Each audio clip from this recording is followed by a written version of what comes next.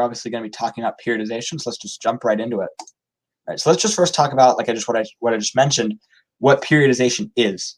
So periodization is really the ability to describe, analyze, and evaluate different ways that historians divide history. So this includes things like big turning points, starting and end dates. And really, you think about your eras, you know, like you don't think, when you think about starting and end dates, I don't want you to think like, oh, 1914 to 1918. You know, that's a period, but when we're thinking about eras, you know, think about like things that don't have specific dates. You know, try to get, you know, in the chat right now, give me what you consider the dates to be for the Renaissance. You know, drop it right in and just give me like a brief, you know, year to year, and tell me what you guys think those years are. And I guarantee you, they might be similar, but you're all going to have very different answers in terms of the actual year. Some of you might start in 1300 and go till 1750. Some of you guys might start in 1450 and end in 1600, stuff like that. So just go for that. Just drop in the chat, you know, what years were the Renaissance? And that's really a question of periodization. See, 1450 to 1550, 1450 to 1650. Jillian's giving me something in Spanish and I take French. 1350 to 1500, 1450 to 1750. So you're all giving me different answers. And that's really the thing about periodization. You all have your own, you know, preconceived mindset. You know, for example, I saw someone say 1500 and Justin, you said 1300. So, you know, like, why did you choose those different answers? Because you have different ideas of the periodization. And that's a really important skill. There's no right answers for a lot of these. You know, you might think that some periods might, you know, in terms of the time periods, might need to start 100 years back or 100 years forward. And that's part of periodization. And so really, we're going to be talking about the periodization of this whole course and why certain periods are chopped up the way they are. And this is a really good skill to have for the exam because it helps you break things up into the different eras and contextualize them effectively. And the stuff we're talking about tonight also will make great contextualization for your essays. So we're going to be talking about, you know, big things like the development of trade, the expansion of trade, the development of religions, the Industrial Revolution, stuff like that. And so that's really going to be our main focus of tonight. So let's just move right into it. So obviously we start with period 1, which starts in 8000 BCE and ends in 600 BCE. So let's start with just, you know, 8000 BCE is kind of a placeholder. It really stands for just everything behind, you know, 600 BCE. So obviously, you know, we start with the Big Bang and just all that stuff, for Earth forming, all that big history stuff that you don't have to know for the exam. And then, you know, we have humans start developing, and, you know, we see them start developing into the humans that we have today. You know, we have the Paleolithic age, where they have, you know, fire and hunter-gatherers societies, and you should know a little bit about those. The out of Africa theory, where they migrated, and then we have the Neolithic Revolution, which I think is, one could argue that's why we chose 8000 BCE as the beginning of this time period, because the Neolithic Revolution could be considered a major turning point in world history. And I think it's kind of not able to be argued that it's not. So that's really why we're starting here. And so we want to think, you know, what happened in 8000 BCE that really turned the world around until we think, oh, the Neolithic Revolution, the development of agriculture. And so we see things like river valley civilizations pop up, writings start to pop up, new social hierarchies, the effect of the we start to see writing, art, social stratification, economic development, and the development of new interactions. And so let's think about now what happens in 600 BCE. You know, why do we chop off the period? Why do we chop off the period at 600 BCE and not 500? Why not 0? Why don't we stop it off at the CE? You know, well, you know, by 600, humans exist. They've left Africa. They have all of these new things as a result of the Neolithic Revolution, such as trade, writing, farming, and they worship some religions. You know, I know if any of you guys have read things like the Epic of Gilgamesh or other texts like that, you'll know how Mesopotamian religions work. I know most of us are probably familiar with Egyptian religions. And then we also have things like Judaism in the Middle East and Hinduism in India. And then the big thing with this is that no large major empires exist. You know, what happened around 600 that caused a rift in the world structure? You know, it was the development of empires. And so in 600 BCE, we see that there still aren't any major empires. And then soon after, we're going to start seeing these major empires begin to pop up. And we see things, you know, just to give some examples, we see, you know, Han China, Rome, Greece, all those things like that, you know, Mauryan and Gupta India, stuff like that. So I see.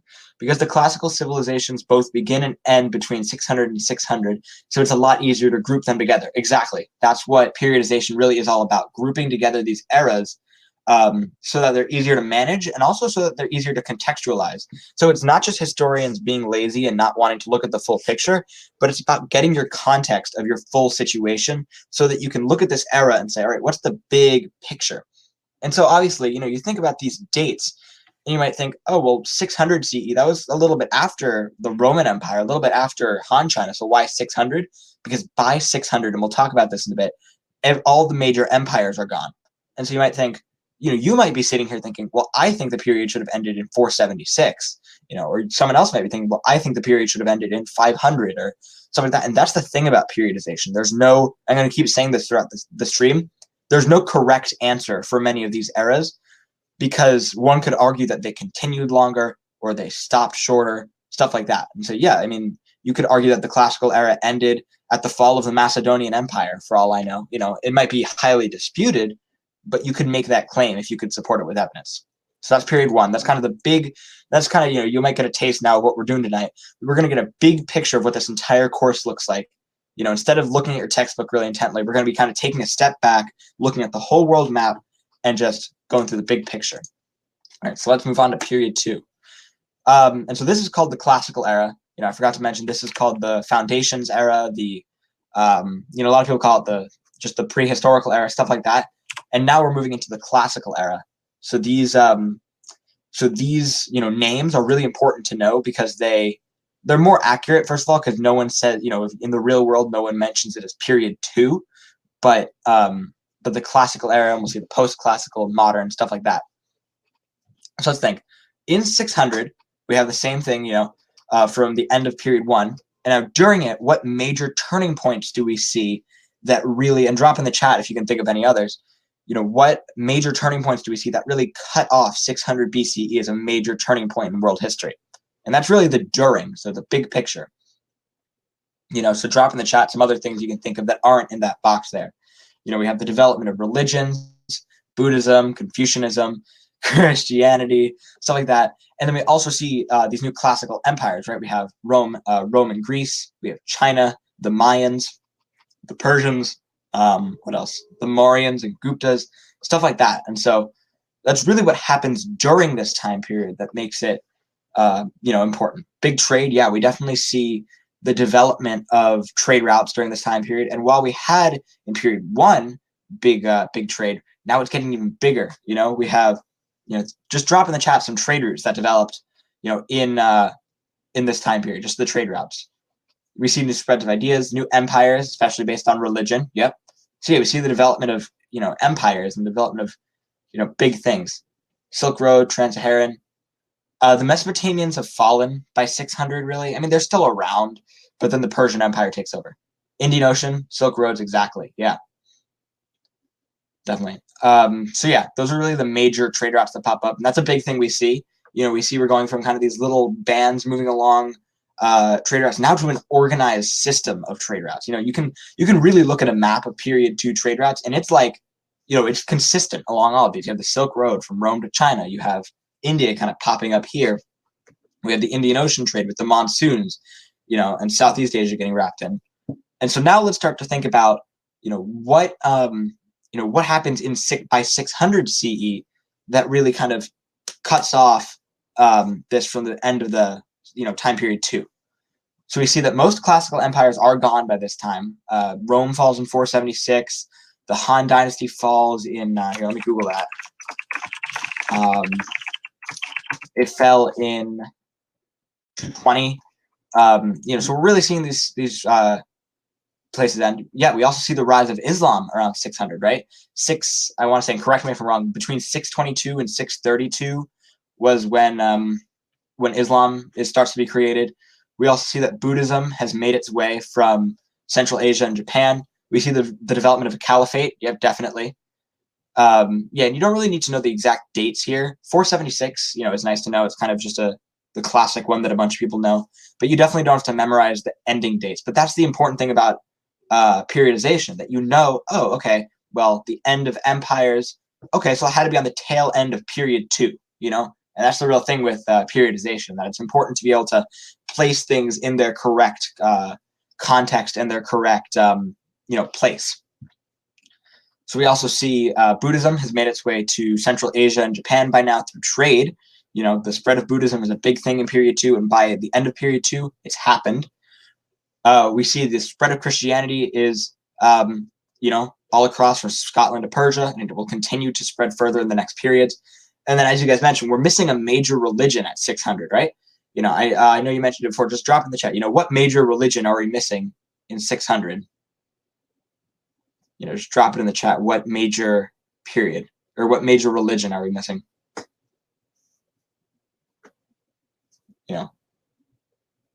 All right. I think there might be a bit of a lag, so I'll just say it. We're missing, Islam. Okay, there is a bit of a lag. Yeah, so we're missing Islam, and so that happens in this period, and that's really why we chop off this period now. 600, we see the end of empires. All the things that have kind of started in period 2 are starting to wrap up a bit more or expand to a point where there can be considered a turning point. And Islam is starting to be developed, which, as you guys probably know, is a huge part of world history, especially in period 3. The caliphates almost pretty much carry out all of the trade during this time period from, Saudi Arabia. It is in period 3, but that's the thing. That's why it's considered a turning point out of period 2 and into period 3. So period 3 is known primarily as the post-classical era. So, we had the classical era, and now we have the post-classical era. It's kind of, easy to remember. And so in 600, we see, Islam starts to be developed, and we'll see these really important things happen in period 3, such as we'll see the development of new states. So we kind of see all of these, classical empires. We see Rome, China, India, the Mayans. They kind of get, wiped out, and we see almost like a phoenix, if you've ever seen that. Like they move back up, and we have the Islamic caliphates. We have the Radishan, Umayyads, and Abbasids, right? I'm trying to remember those. We see the Mongols kind of have their little 100-year stint. Medieval Europe is important to know, right? You could consider the fall of Rome to be a turning point in world history in its own right by completely demolishing the, European system and decentralizing the entire area. We see early African civilizations, so like Songhai and Mali and Ghana. We see the rise of what's his name? There was an African king that was important to know. Not Mansa Musa. He's important.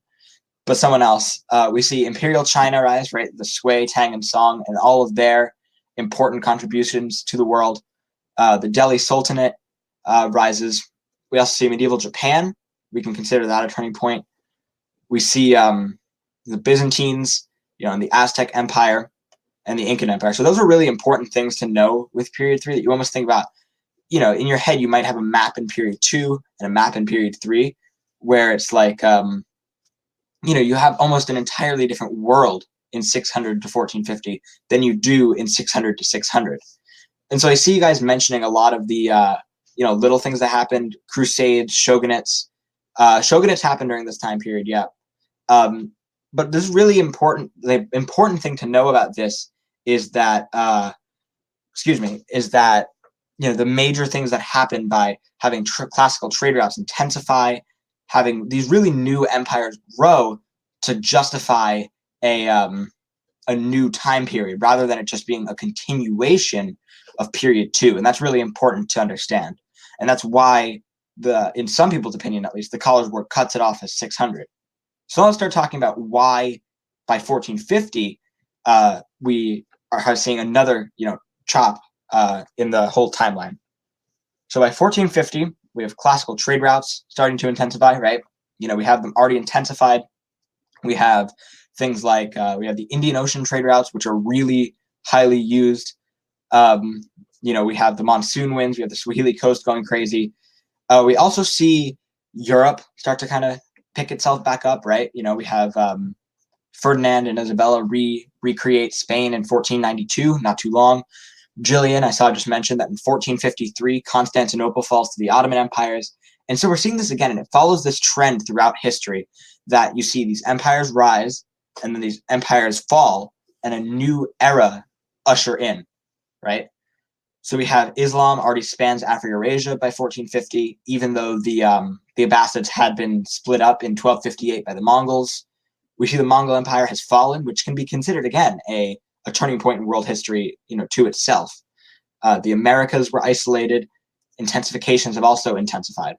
And so I saw a world record egg. You mentioned 1450 to 1850 was the age of exploration and colonialism and imperialism. That's a really good example of periodization right there, that you kind of took these dates and said, all right, how can we chop up right there, what it is as a period. So some people might think that the age of exploration ended 100 years prior in 1750. Some people might think that it started later, stuff like that. So yeah, global trade starts to begin and stuff like that. And that's really why we're chopping off in 1450. And so, we're starting to see, again, all these empires are being wiped out. We see the Song dynasty fall in, I don't know the year, and the Yuan start to be created.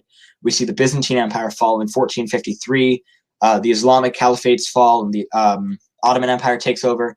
And so that's really why we see this entire system start to be taken down and a new era start to usher itself in the form of the early modern era, which is 1450 to 1750, according to the College Board. And again, you might be able to argue that it only ends in 1850 or it ends in 1700. And that's a really important thing to be able to do. All right, so let's start talking about what happens big picture in period 4. And so really looking at the names of these time periods, you'll see, what's the name of period 4? It's global interactions. And so that kind of gives you a hint as to what to expect during this time period. And yeah, I see all of you guys kind of talking about these eras and what could be the years be for these eras. And I saw someone just said 1450 to 1950. That's an important date. And so, you might be thinking that's when it ends. Or you could say, it ended in 1800 or it ended in 1900. It's up to that person and their evidence to say when it ended. And yeah, like Jillian said, it's very objective. All right, so let's start talking about period 4. So it's called global interactions, and obviously it's called global interactions for a clear reason, that during this time period we're going to see global interactions, right? We see things like the Columbian Exchange take place in 1492, and that's a really, you can consider that, again, a turning point in world history. You might think that this time period should have started in 1492 or 1500, whereas here it starts in 1450. So we also, again, see a lot of political powers again rise. We see the European maritime empires, the Spanish, the Portuguese. We see the silver trade start to be initiated. We see this really globalization of the world that really integrates all of it rather than just Afro-Eurasia into the world system, so that rather than in 1450, we have the Americas isolated, and we have America over here, the Americas, and we have Afro-Eurasia over here, and there's nothing. There's no trade going on. And now in 1492, we have these two becoming one whole world system. We see joint stock companies and new economic systems start to come, right? We have mercantilism start to rise, and the use of joint stock companies by these places. We also see the sea route to India is found by, I want to say it was Vasco da Gama. Again, I'm going to be mentioning some specific details, but what you should be taking out of this stream is not necessarily everything that happened ever, and more how do we periodize history in a way that makes it convenient and able to be looked at by historians. And if you have a question, I see a lot of you guys asking questions in the chat. If you ask that under the Ask a Question tab, it can probably be a bit more helpful for me and then for just some others, so that when we do go through some questions, we can do that. All right, and then we see that Earth's population has doubled by this time. We see Europeans' maritime trade is really the thing driving trade, whereas in 1450 you could argue that it was Muslim empires and stuff like that, as opposed to Europe. Right, we have this new power shift. We see monarchies now reign as opposed to empires. We see coerced labor start to arise. We see serfdom, slavery, indentured servitude, stuff like that. And then we also see the Columbian Exchange, right? That's kind of the big thing in this time period, how the globalization of these, of these areas really, created a new world order. And another important thing here is the creation of new interracial, people. We see this new racial hierarchy start to be built based around, your whiteness. We have people like mestizos, mulattoes, and other types of racially based castes. You have the Sociedad de Castas. We have stuff like that. We see the encomienda and the Mita system rise, stuff like that. And that's really why by 1750, we're able to cut off this time period as the end. But we also want to think, what starts in 1750 that really, that really cuts off this as well. You might think, all right, well, what's the big picture idea of period 5, right? We have things like imperialism, industrialization, and by 1750, some may argue that that's when that began, right? So that really what brings us into the modern era. And so you might think, oh, modern era, that's now. Well, actually, when we look at the modern era in terms of a historical perspective here, we look at that as period 5, right? 1750 to 1900. And so we see a lot of really big developments take place that I see all of you guys mentioning in the chat, right? So we see things like the Industrial Revolution, which really it transforms the way that humans create things, the way that humans act, and has a profound effect on the social standings of people, the economic standings of people, the urbanization movements, and that, it's a really huge thing that one could consider a reason to, create a new era, right? We also see the era of the Enlightenment. We have people like John, you AP Euro people could probably, school me in this, but we have people like John Locke, who has this idea of a mutual agreement between ruler and subject. We have the social contract created by Rousseau. We have other things created by a bunch of other philosophers, and I know most classes do a project on that. And then we have the Age of Revolutions, right? I saw some of you guys talking about that earlier with 1750 to 1850. Some of you guys mentioned, and you could really argue that. And we see these revolutions take place in this time period. We also see imperialism, which is a major part of this time period, right? We see these new European empires after their whole ideas with, their maritime empires. They start to need more markets and materials in order to take over, and so they start their imperialist, regimes in these areas that really start to take over the world. And you see, the British Empire really start to, create an entire new world order again. That's really something that you start to think about, that you see these eras really have their own characteristics, right? You think about the modern era and you think industrialization, imperialism, revolutions, nationalism, migrations, right? That's what characterizes this as a new era, not as just a single blip in the, world historian's eye, right? And so, yeah, that's really, by the end of it, we see that the Industrial Revolution by 1900 has completely reshaped the Earth's economy, the Earth's social structures, their cities, their trade, the way they get around. Everything about the world is, like that, is just changed by 1900 because of the Industrial Revolution. We also see throughout the 1700s and 1800s these new revolutions based on Enlightenment ideas bring about new modern governments. So we see the development of new democracies, systems of government, and stuff like that, that really impacts the way that people live their lives, right? We see the ideas of branches of government coming from Montesquieu. We see also the Enlightenment bringing new social reforms, right? We have things like, I'm trying to think here, we have the abolition of slavery, the development of feminist movements, we have temperance, and all these other movements that really start to rise during this time period. And you start to think about periodization in a way that with world history, it'll be different than with European history, than with US history, right? You think about the time periods in US history, and it starts in 1607. Well, in world history, 1607 might not mark a very big moment. In US history, 1607 marks, what could be considered a turning point in American history, where Jamestown is founded. So the periodization is really important to understand from a world perspective, and not just, what happens in 1900? Oh, America does X, Y, and Z, right? And so we see in 1900 again, something else happens in 1900 that really changes the world, right? And you might think also this period used to start in 1914, which to you should really scream a specific event. And drop in the chat if you can, remember what it is. In 1914, what major event do you think changed the entire world forever? What kind of ushered in this new 20th century period? Right, World War I, exactly.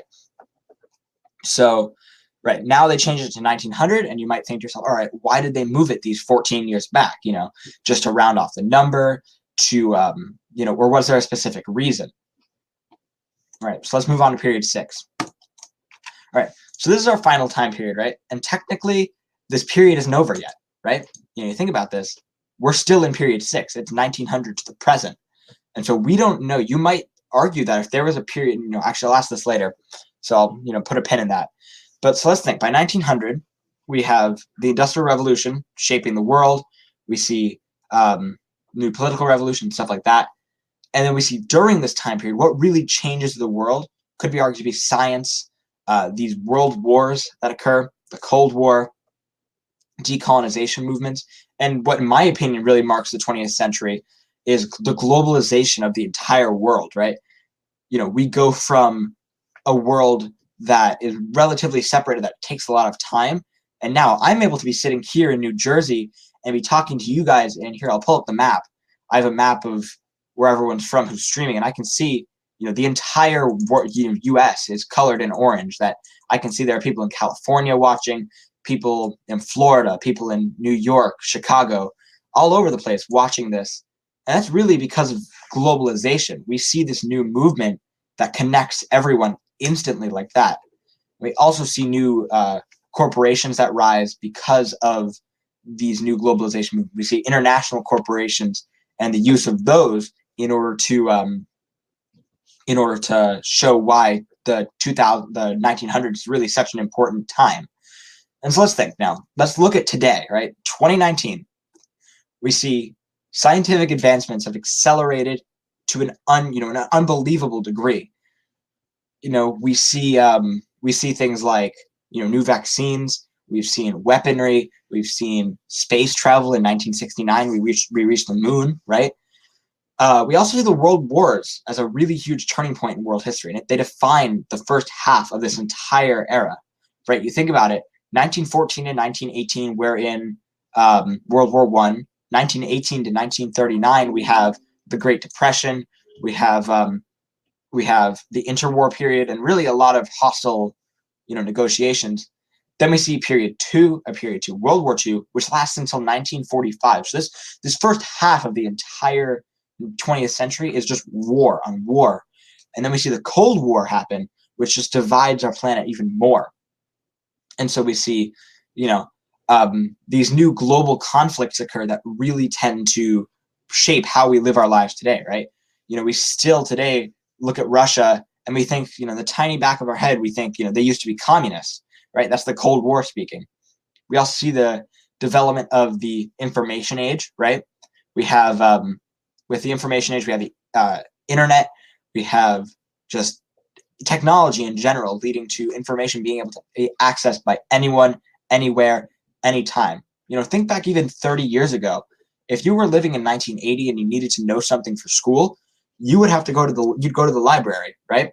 Now, sitting at your desk, you think, oh, what year did that happen? Your immediate instinct, hop onto Google, right? And that's really the key characteristic of the information age that we live in today. And now we see globalization, which I was talking about, and climate change, obviously, is a huge pressing issue in today's society. It's controversial how we should approach it and stuff like that. And it's a really important, thing going on today. Also, the people mentioning the period 7, talking about memes and pop culture. We have an AP meme history exam that me and a couple friends put together. So I'll, email me. I'll send that to you. But yeah, let's do this for a sec. I was going to ask this earlier. If you guys were going to say when a period 7 would start, right? Let's think 2019, somewhere between, let's say, somewhere from 1900 to 2019, you have to chop off, and you need to know, say, where period 7 would begin. Drop in the chat the year you think that would happen. And if I froze, did I freeze?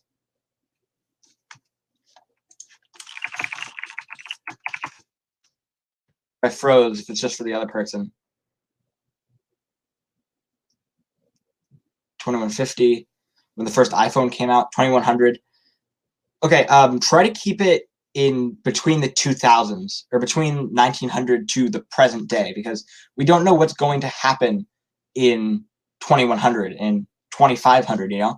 So I see 2001's a pretty common answer. I see the 2000, the turn of the century, 1990, and think, why am I picking this day, right? Don't think, oh, 1990 because that's a year. You know, try to think, when was there a turning point in world history that would constitute a new era, as opposed to just a new, you know, thing. All right, when the markets crash, that's a really interesting one. I haven't heard that one. 2000, all right. The year was, all right, so 2016, 2017, around there. Okay, maybe U.S. history.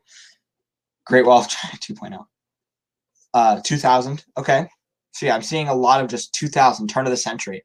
And I'm not saying that's wrong, but try to think about why. You know, drop in the chat also when you say a year, why are you saying that year as opposed to a different year? You know? Try to think about that for a sec. Shrink.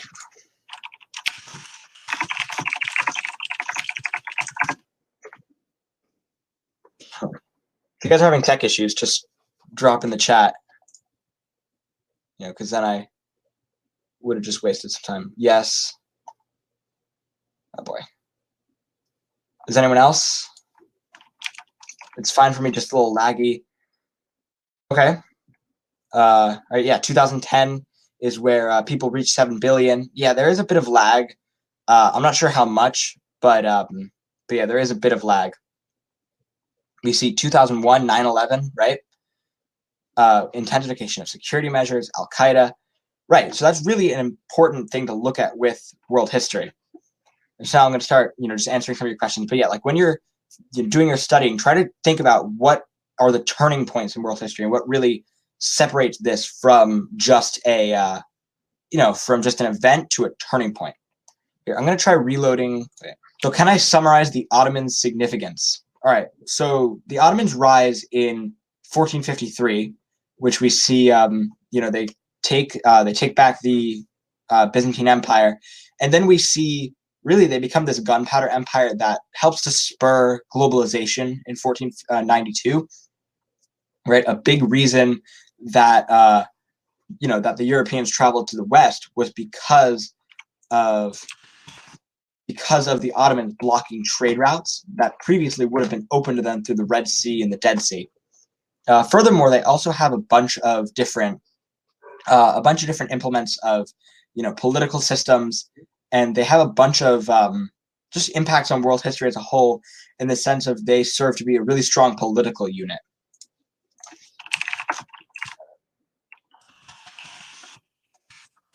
Yeah, sorry if I'm like frozen and tech issues. I don't know. All right, so is period 4 the era where the Safavids and Abbasids, Sunni and Shia, had a conflict? All right, so the Safavids and the Abbasids are two separate eras. So we see that in period 4 we have the Safavids, but in period 3 we have the Abbasids, and so these are actually two time periods that you're kind of confusing together. So while yeah, there was conflicts between Sunni and Shia in both time periods, we aren't going to see the Safavids directly come in conflict with the Abbasids due to the fact that they happened in two different time periods, right? And so that's really a big thing to know about periodization, right? Being able to place empires in their correct periods is a really important skill to have. All right. So yeah, with periodization, it's really about being able to place things in, I guess, different boxes, if you think about it, right? All right. I think someone just deleted their question, so that's something. All right. How do we study all this info? Oh boy. The way you want to study it. I know that sounds a bit counterintuitive, but when you're studying your info, you don't want to just open up your textbook and just read. You know, you want to you want to study the way you want to. So if videos work for you, study the videos. If your textbook does work for you, read your textbook. Review books work, flashcards, anything really. And so just getting the info in there is really an important thing to know, and being able to do it. Right. Excuse me. What's the difference between imperialism and colonialism? All right. So they're two different things, and it's kind of like the whole every square is a rectangle, but not every rectangle is a square type of deal. So we see imperialism, which is really just wanting to, like Vincent said, wanting to conquer any land. And so, an empire expanding could be considered imperialism. The British Empire conquering more land, imperialism. Whereas colonialism, we see more in period 4, right? We have European settlers going from Eurasia, Afro-Eurasia, to the Americas and settling colonies.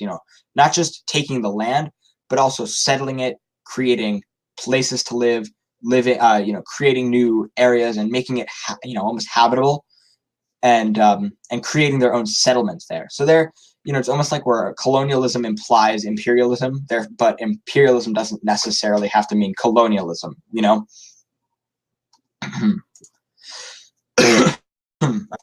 So if you remember right, periodization is no longer an essay type. So where would we apply it? So no, it's not an essay type anymore. However, it's still an important skill to have that really helps you situate yourself in world history. And so when you're doing things like that, periodization is really important because it helps you situate yourself in the context of that time period. If you get an essay on, let's say, the effects of the Columbian Exchange on the peoples of Afro-Eurasia, right? You think, all right, that's period 4. That's, what's going on in period 4? We have globalization, we have the Columbian Exchange, we have new economic systems, right? And it helps you to periodize the way the history works, right? And so that's really important to be able to apply to this class, rather than just, it's not going to be an essay, but it is definitely going to be a skill that you are going to have to apply and probably have been applying all year. So yeah. And if I don't answer your questions, just let me know, because I'm definitely not great at this. And so, yeah, if I don't answer your question right, drop in the chat or ask another question, ask it again, When is the Delhi Sultanate? The Delhi Sultanate is period 3. I'm not sure on the specific dates, but yeah, that's again like a question of periodization, right? Period 3, being able to place it in that timeline is an important skill to have. And so the Delhi Sultanate, it's a decentralized sultanate in India that kind of comes between the Mughal Empire and the Gupta Empire, right? And it's not really important for the exam, I'll be honest. If there's one post-classical empire that I didn't know anything about going to the exam, it was the Delhi Sultanate. However, understanding that it's there and its connection to the Mongols, its connection to, being able to say the turning point that led to the Mughal Empire is really important to know. Has this covered all the main things we need to study? Not all the main things, but just the big picture idea of how does this course work as an entire timeline, right? What happened in 8000 BCE that led to, today? What happened in, what are the major events? And so while we didn't cover all the info, we're going to be doing that next week. Tonight, we really looked at the course, from a step back. We looked at it from a different perspective and just looked at it by really looking at it as a world perspective. All right. What is the Israeli-Palestinian conflict?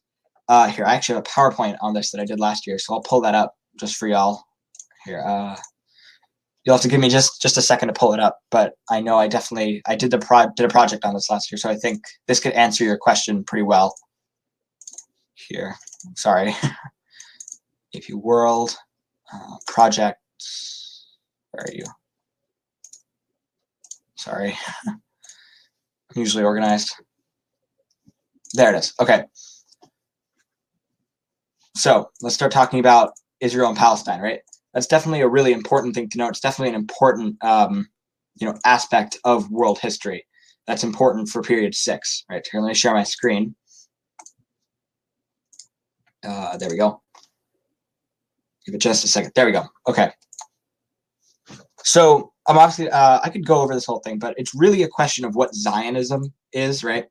And so Zionism is important with Israel because it's a nationalist movement with the goal of creating a Jewish state, right? This is Jews wanting to create their own state in what is now present-day Israel.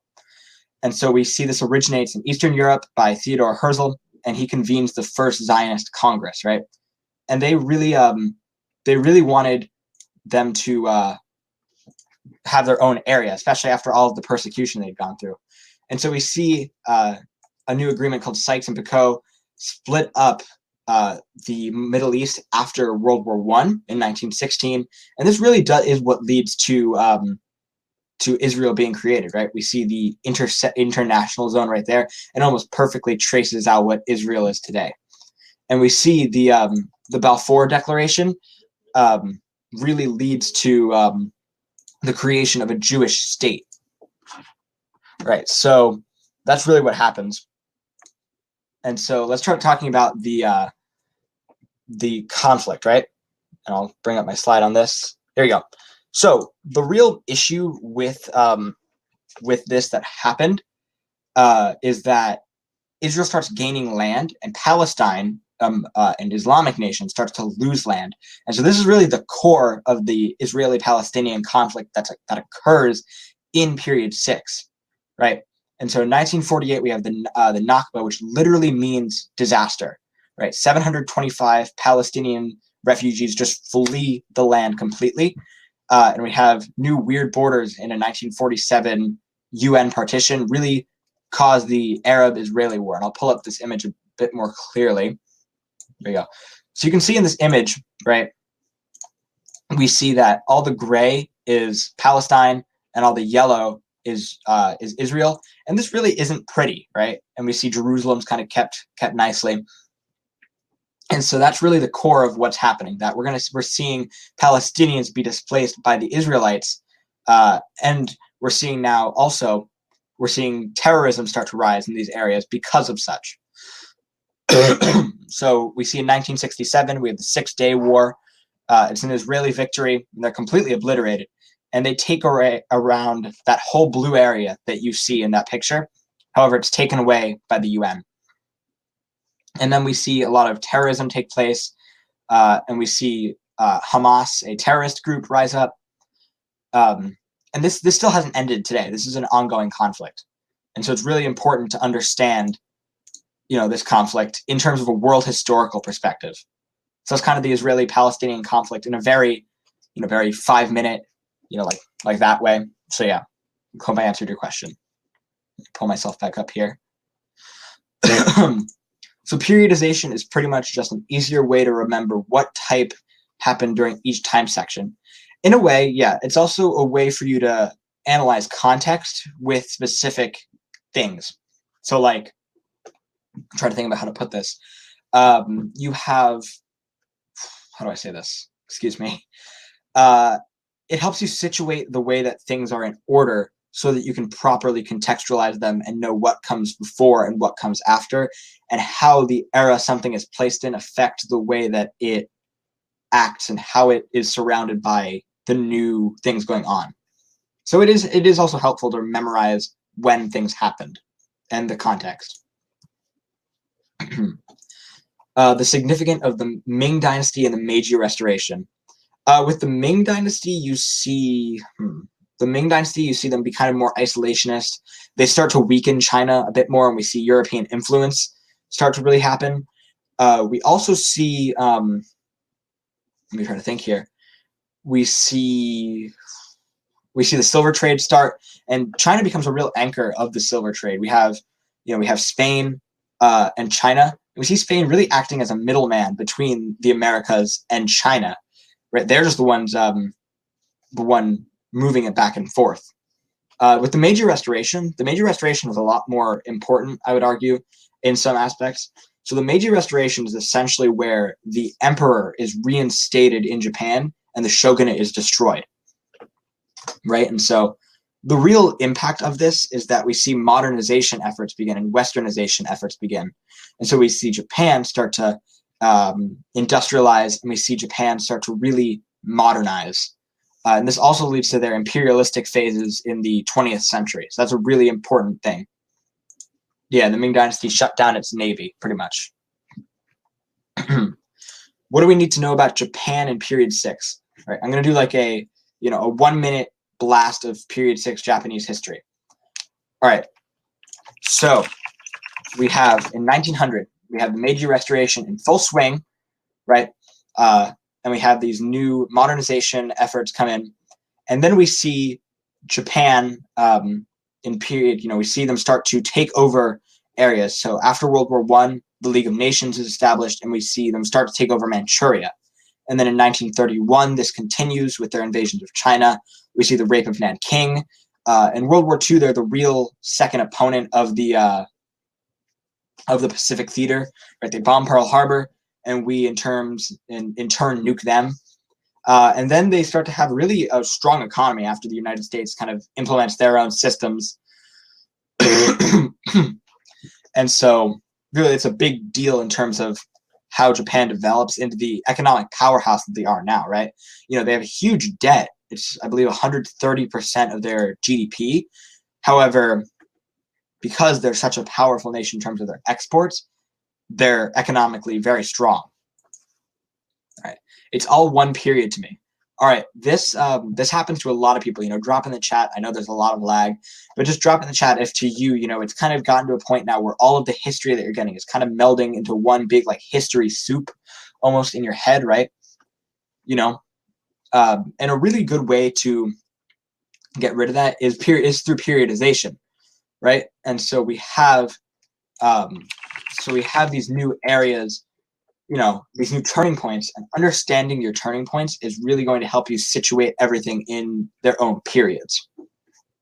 And so really, in my opinion, it's all about the context. All right. All right. Do you have a list of what dates to memorize? There are no dates that you actually have to memorize for this exam. You could walk into that exam with zero zero dates memorized, and you could get a 5. And so being able to correctly place things in order is important.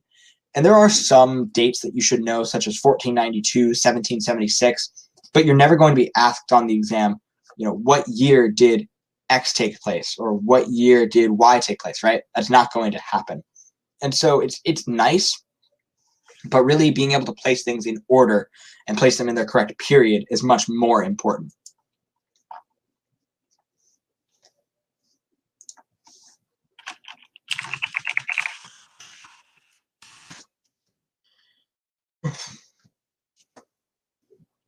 All right, so can I go over the Gunpowder Empires? Yeah, okay. So Gunpowder Empires, here, I'll pull up a map of them too, because you'll see that they're connected, basically. They're physically, in terms of their actual map, they're connected. So here, I'll pull this up and just kind of zoom into this. It's technically on teacher pay teachers, but it's okay. All right, so let me pull up my screen again. Nope, wrong one. Sorry. This is not my night. Where are you? There we are. All right. So that's a map of the Gunpowder Empires right there. And I'll kind of talk about them all briefly. So we have the Ottoman Empire right here, right? And they're really the more important of the three. And with them, the really important things to know about them is the Devshirme system. So we have things like, let me think. We have the Devshirme system is basically where the Ottomans would take Christian boys from other empires and other places. They would convert them to Islam, and then they would train them to be basically nobles in their empire.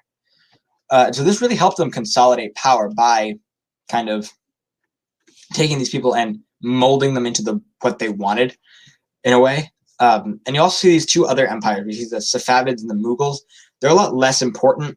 And really the Safavids, the only thing you really need to know is the Battle of Chaldiran, which is just a battle between the Ottomans and the Safavids. Right, Janissaries, that's a big part of the Ottoman Empire. And Janissaries were the elite infantry that formed the Sultan's kind of troops, their bodyguards. and they were technically the first modern standing army in Europe, actually. So that's something. And that's really what they were made up of slave soldiers, made up of kidnapped young Christian boys, and so that's really a big thing with the with the janitary system.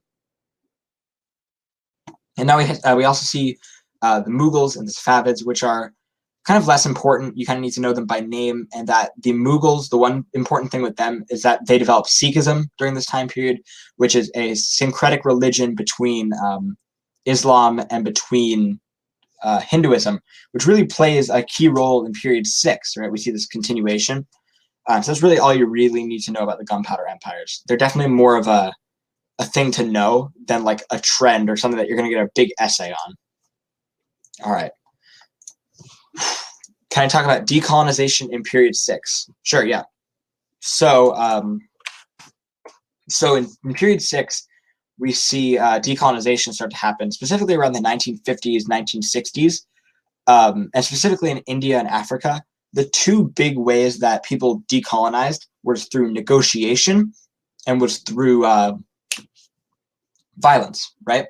So we think a good example of negotiation would be India. We see Gandhi's civil disobedience occur, and we see Gandhi's salt marches there, and then eventually their negotiation of peace and freedom from Great Britain, and then the subsequent break of the empire country into Pakistan and Bangladesh in the 40s and 70s. And then we also see in Africa new movements to take down imperialism. You think about it in Algeria to take down the French Empire. I'm trying to think of other ones. South Africa, apartheid in 1994. And really some other ones. It's really not necessarily super important to understand each individual one, but more as a trend, decolonization occurring among Africa and in India and in Southeast Asia. And I know World Record Egg again gave a really good answer for that question. Excuse me. All right. Is there a Quizlet / website I recommend for on-the-go studying? That's a really good question, actually. Quizlet's great. I know there are a bunch of really good Quizlet decks for AP World specifically. But also, let me think. We have a Fiveable app, right? Fiveable has an app now, shameless plug. And so, yeah, that's really kind of all I can think of right now. And again, use what works for you. So if you know of an app that's really, really great, use it. I know Romulus Education, I think it's called, has an AP World one. I just think it costs money. But yeah, there are a lot of apps and a lot of things that you could really add. Can you please explain the differences between Japan and Russia's revolution? All right, Japan didn't necessarily have a revolution, more the Meiji Restoration, whereas with Russia, we see an actual revolution take place, right? We see them go from this Tsarist state, this Tsarist state, it's kind of hard to say, in 1917 to by the 1920s, we see them now be the USSR, right? So that's really something important to know as the difference, that Japan really didn't have a big revolution. They more just had a big turning point. All right. Please talk about the Industrial Revolution. Yeah, okay. So the Industrial Revolution was a major turning point in world history, and it's a big reason why period 5 starts in 1750. And so, so we see industrialization occur really in Britain. It starts, and it really begins to spread from there to the Americas, to throughout Europe, and it kind of founds the foundation of the entire world in this time period, right? We see these new industrial technologies create railroads, connect peoples, have social, economic effects. We see the development of socialism, communism. We see capitalism start to come into play. Urbanization starts to happen, factories. It's a really huge thing that I could go on. I think I did probably spend a good 40 minutes on the Industrial Revolution when I did my period 5 stream. But yeah, it's a really big topic that you should know inside and out. You should know some specific details, some very specific, effects, causes. That's really important to know about.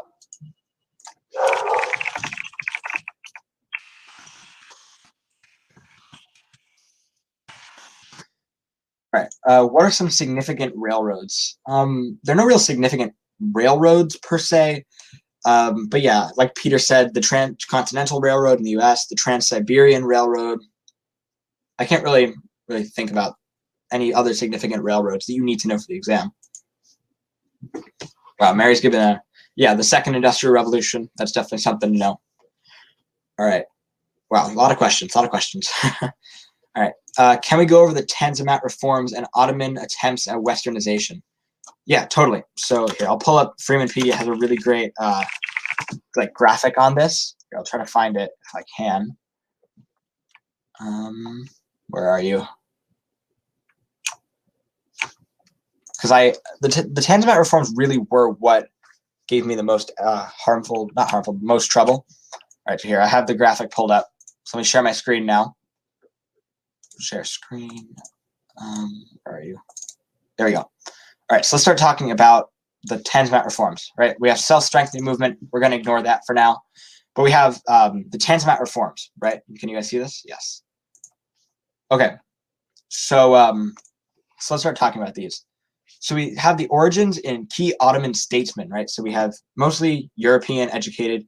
And they realized that the old religious and military institutions were outdated in the modern world, right? We see by 1839 that the Ottoman Empire is known as the sick man of Europe, and so we see the Ottomanism reform, which was part of the Tanzimat reforms, that was meant to unite all ethnic groups together in Ottoman nationalism. And so here are a bunch of different things that occurred. So we see paper money, post office, the Napoleonic Code, flags, census, IDs, the first modern university, the abolition of the jizya, which is a big thing, and the abolition of slavery, right? That's another big thing. And so let's start talking about these outcomes. So we see that future leaders of the Republic of Turkey, which comes out after World War I, were educated and were trained because of these reforms, specifically Ataturk, who forms Turkey pretty much. He really learns from these reforms and are trained because of these reforms. These reforms really culminated in the 1876 Constitution, which limited the powers of the Sultan. And after the Crimean War, the European powers pushed for ethnic sovereignty and for different ethnic groups in the empire. So anti-Ottomanism. And so it's really what you want to know about the Ottoman Empire. And with the about the Tanzimat reforms, you really want to be able to compare them to the self-strengthening movements in their successes, in what they did, what they didn't do, and how they helped to westernize. All right. Okay, so how can we get a 5? All right. So all of you guys, just by sitting here and watching, you're already on your way to at least a 3, if not a 5. And so really to get a 5, it's going to take some discipline on your part. You're going to want to spend a lot of time studying, reading outlines, or studying how you want to study, and I keep saying this in almost every stream I do, that you want to, wow. If you're best at watching lectures, then watch your lectures. If you're best at reading a textbook, read your textbook. However, the one thing that I think that everyone should do if they want to get a 5 is just practice those skills like a madman. You should be doing, practice essays, multiple choices, and you should take at least 1 or 2 practice exams, definitely. My general outline for studying for any standardized test is take a practice exam, find out what you're bad at, study what you're bad at, and then take another exam and just wash, rinse, and repeat. So yeah, and it's hard to get a 5. I'm not going to say it's an easy test and that anyone can do it. Whoops, what did I just do? There we go. Wow. And so yeah, that's really an important thing to note. Can I go over the significant traits in each Chinese dynasty? Yeah. All right. So let's start with the Shang. The Shang, you really want to know oracle bones, agriculture, the 2 rivers, the Yellow River and the Huanghe, I think it was. Must have been the same river. Those are the 2 rivers I can never remember. And so, so really, and also things like just general Neolithic, characteristics. And then we see the Zhou, And with the Zhou, really all you need to know is mandate of heaven, right? And understand what the mandate of heaven is, how it works, how that actually connects to the rest of the Chinese dynasties. The Qin, you're going to want to know how, with legalism and through Qin Shi Huangdi, legalism really kind of flopped on its face, right? We see the Yellow Turban Rebellion, I want to say it is. And so then that occurs, and we see that the whole empire falls after, I want to say, 30 some odd years. And this really brings the Han Dynasty into effect. And the Han Dynasty, they're a big dynasty that you really want to be able to understand. So this is where Confucianism really takes a role. And so we see that Confucianism Confucianism creates a new political system and a new economic and new education system in the empire that really helps to shape how it happened. So we have things like civil service exams, we have and all of those other things that occur in the Han Dynasty that turn it into what it is.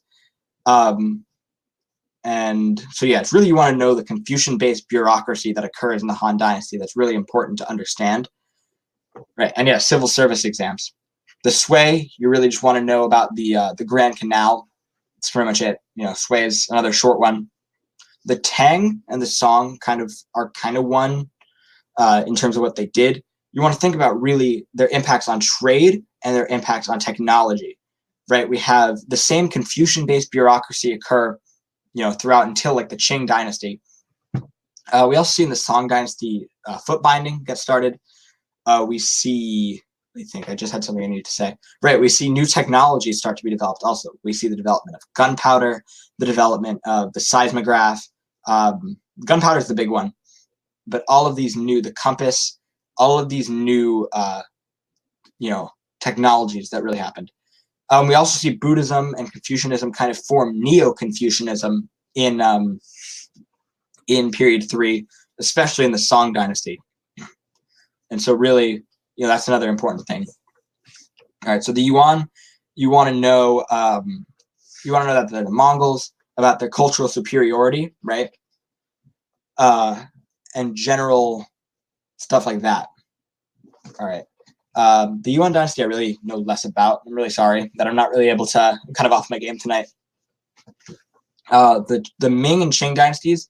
The Qing, really, you want to know imperialism. You want to know opium wars, the spheres of influence, and the Taiping and Boxer Rebellion, right? And so with the Boxer Rebellion, you have an anti-imperialist revolt happening that really starts to chip away at the safety of this empire. And that it really leads to the fall in 1911 and the creation of the Republic of China in 1911. And so through imperialism, we have these new things being developed. And through these new, the fall of the Qing dynasty due to peasant revolts and the failed self-strengthening movement that you should know about. Let me get back to the top here. All right. How to get the analysis point on the DBQ. For the analysis point, I'm assuming you're talking about the sourcing point. You're going to want to use an acronym called CHIPO, which really is it stands for content, historical context, intended audience, point of view, purpose, and outside evidence. And if you apply that to all of the documents, you could really get a strong analysis on what the documents are saying, but also the historical point of view and purpose of these documents. It definitely takes a lot of practice, and really what I consider to be the hardest point to earn on AP World, that analysis point right there. And so, yeah, it's definitely important to be able to get that consistently. And a really important way to do that is through practice. Just keep practicing, keep drilling yourself on those points. Let's see. How much did you study for the exam after you learned everything in the class? Give or take a month, about a month. And that's generally the key with AP exams. You want to start studying around a month before your exam. But it's up to you. You could start studying a week before, 2 months before. It's completely up to you. It's definitely a very subjective thing. Just going to delete this one about the Chinese Dynasty song. All right. Can you send us some presentation slideshows?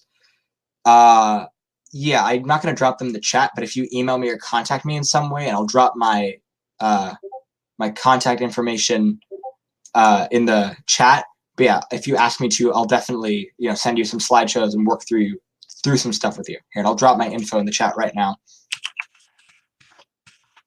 All right, so that's my Snap. Then my Instagram is. There you go. Nope. So yeah, feel free to talk to me and ask me any questions you have.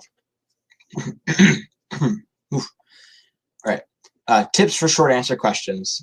You definitely want to use ACE, right? And I think most people here are familiar with ACE in the sense that it's answer, then cite your evidence, then explain your evidence. And this is quickly, right? This is chapters, I want to say, or not chapters, this is maybe between 3 and 5 sentences total. This isn't a very big thing. So for each ABC, you want to do answer, cite, explain. And in fact, there it is, yeah. I have sitting right next to me, luckily. This is what you're going to get on the exam, right? So this is, you're going to get this, and you have your initials, you have your 6-digit school code and stuff like that. And then you open this up.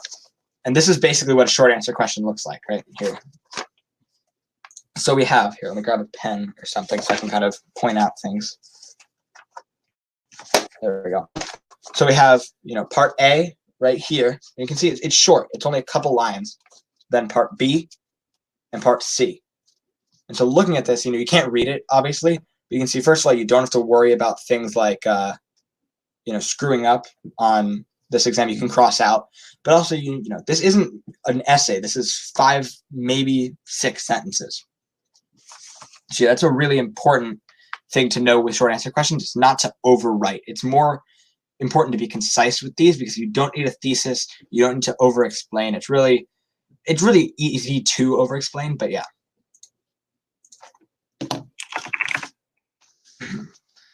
All right. Seems like I've gotten to most of these questions. All right. Can you do an APUSH stream? Yeah, I mean, I'm willing to. If people ask me to do an APUSH stream, the only thing is I've only learned up to period 5 with APUSH, so I'd be willing to, but I definitely am not the best person to do one.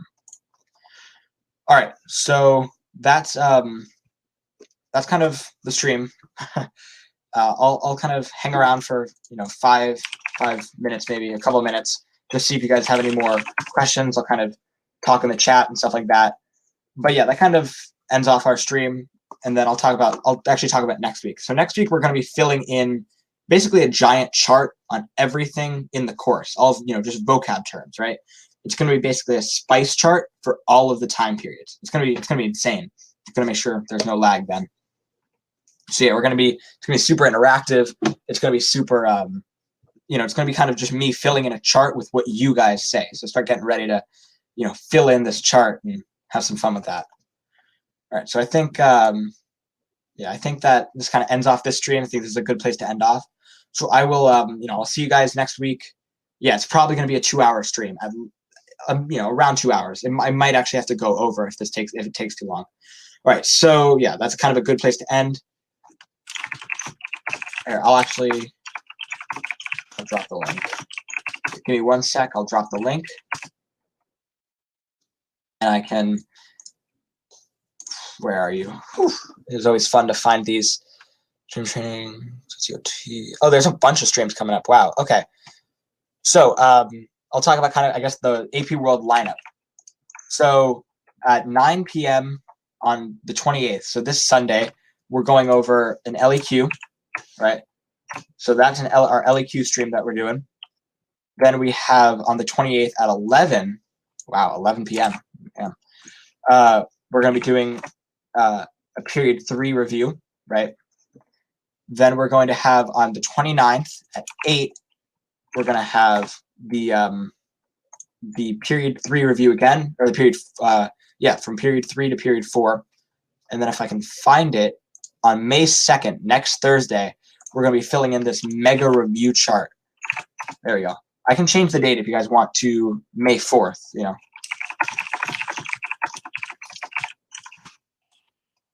I'll create a poll.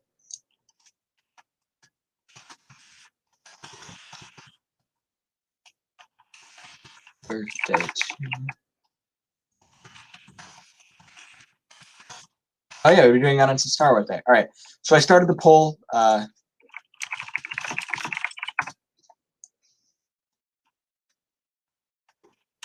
So yeah, just be sure to answer that. And I don't know who's doing the railroad stream actually, but yeah, kind of answer that poll.